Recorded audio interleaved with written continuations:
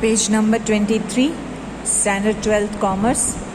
In previous video, I explained you the principles of management given by Frederick Taylor. Now let's continue the principles of management by Henry Fayol. Okay, Henry Fayol has also presented some management principles. But before that, let's see that Henry Fayol divided the administrative principles of industrial units in 6 parts. Okay, एक industry के काम काज को Henry Fayol ने 6 parts में divide किया. That is technical activities, commercial activities, financial activities, safety activities, accounting activities and management activities. Technical activities means the activities related to machines and production. Commercial activities means purchase, sales. Financial means accounts, capital, money. Safety means employees safety, assets safety, goods की safety. Accounting activities, as you know, financial statements prepare करना. And management activities में जो अब तक हम पढ़ रहे हैं, planning, organizing, staffing, controlling, जो भी फर्स्ट चैप्टर में हमने मैनेजमेंट फंक्शंस देखे. So this way पूरा काम काज 6 एक्टिविटीज में एज पर हेनरी फ्योल डिवाइड किया गया है. This is the list of management principles given by Henri Fayol. Okay, Henri Fayol has presented 14 principles. So let's understand in detail one by one. The very first principle is division of work. Division of work और you can say division of labour, one and the same thing. That means किसी एक person पे पूरा burden काम का डालने की जगह काम को डिस्ट्रीब्यूट कर दिया जाए. That means specialization is also possible through division of work. यानी जो पर्सन जिस काम में एक्सपर्ट है, जिसमें स्पेशलाइजेशन है, उसको वो काम दिया जाए. राइट, तो उस पर्सन की उसमें एफिशिएंसी भी अच्छी होगी, प्रोडक्टिविटी भी अच्छी होगी. So this way, division of work means distribution of work, division of labor. In short, you have to distribute the work to different employees, but as per their efficiency, their qualification or their specialization. This way we can achieve better results.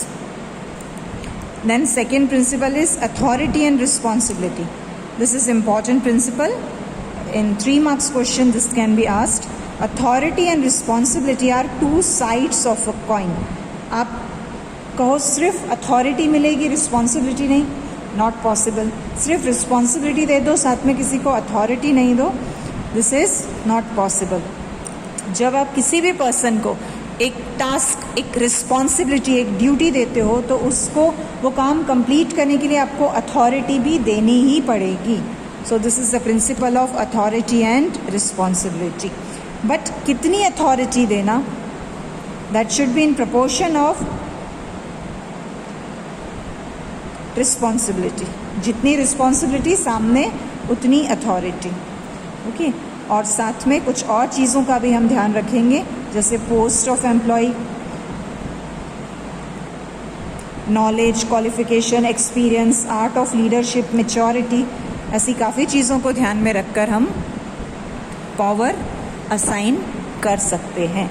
So these are general principles, और you can say as guide these principles help you to do the efficient management. Then discipline.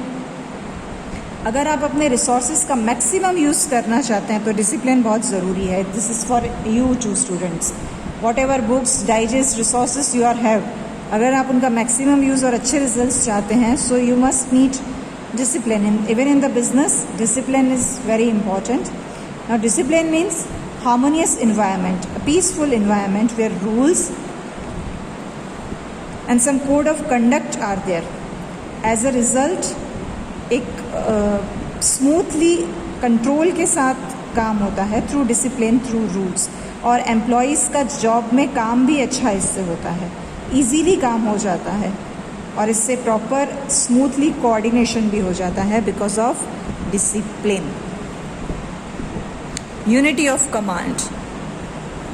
In previous years board papers this principle is asked frequently. Unity of command explain unity of command. This question is asked frequently. Now, unity of command means one employee should get the orders, instructions from only one person, and one employee is answerable and accountable to only one person. यानी अगर आप काम कर रहे हो तो आपके ऊपर एक ही बॉस हो जो आपको ऑर्डर दे, इंस्ट्रक्शन दे, और आपको भी कोई काम हो, कुछ बताना हो, कुछ रिपोर्ट करना हो, कुछ सबमिशन करना हो, तो आपको पता हो कि किससे बात करनी है. This is unity of command. क्योंकि जब एक से ज़्यादा सुपीरियर लोगों के ऑर्डर्स आने लगते हैं तब आप कंफ्यूज हो जाते हो. सीधी बात है, आपको 10 लोग आकर समझाएंगे, 10 लोग आके आपको ऑर्डर देंगे तो आप कंफ्यूज हो जाओगे. सो यूनिटी ऑफ कमांड मीन्स एक पर्सन एक ही बॉस से ऑर्डर्स ले और एक ही को अपना आंसर, अपना रिस्पॉन्स, रिपोर्ट सबमिट करे. That is unity of command. Same thing with unity of direction, कि जब प्लानिंग आपने की, ठीक है, किसको क्या काम देना है, ये डिस्कशन, डिसीजन सब हो गया, तब एम्प्लॉयज़ को डायरेक्शन देना पड़ेगा कि कैसे अब काम शुरू करना है. तो वो डायरेक्शन कौन देगा? According to this principle there should be only one supervisor employee on group and he should be doing the job only for one purpose. एक ग्रुप का एक सुपीरियर, और वही अपने ग्रुप के एम्प्लॉयज़ को डायरेक्शन दे कि क्या करना है, कैसे करना है. इन शॉर्ट, बहुत सारे लोगों से कमांड और डायरेक्शन नहीं मिलना चाहिए. एम्प्लॉय शुड नो कि उसके ऊपर कौन है जिससे डायरेक्शन लिया जाए, जिसके बातों को फॉलो किया जाए. Got it? Next is subordination of individual interest to general interest.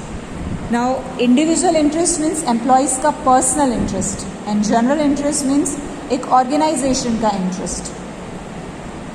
अब इंडिविजुअल इंटरेस्ट मीन्स एम्प्लॉयज़ का इंटरेस्ट इसमें होता है सैलरी, लीव्स, बट एक जनरली ऑर्गेनाइजेशन का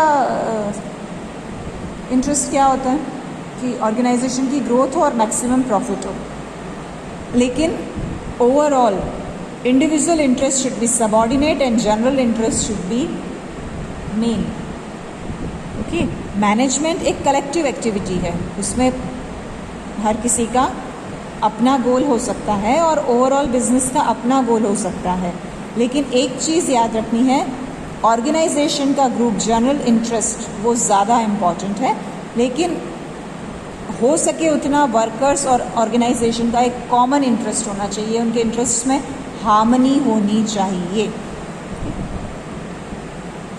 then remuneration of personnel. Now, remuneration means return, that we can say salary, and personnel means employees. As per this principle, her person को wages suitable मिलनी चाहिए, तभी worker और owners के अच्छे relations रहेंगे. हर किसी की एफिशिएंसी सेम नहीं होती है, सब सेम काम करने वाले एम्प्लॉयज़ नहीं होते हैं. तो जिसकी जितनी जैसी एफिशिएंसी, उसको वैसा रिटर्न, वैसी सैलरी मिलना चाहिए, तभी वर्कर सेटिस्फाई होगा और आपकी कंपनी में टिका रहेगा. साथ में बोनस, प्रॉफिट शेयरिंग, और उनको बोलने का हक मिले, स्किल्ड एम्प्लॉयज़ को बराबर रिम्यूनरेशन, बराबर रिटर्न मिले. ये भी एक प्रिंसिपल ऑफ मैनेजमेंट है.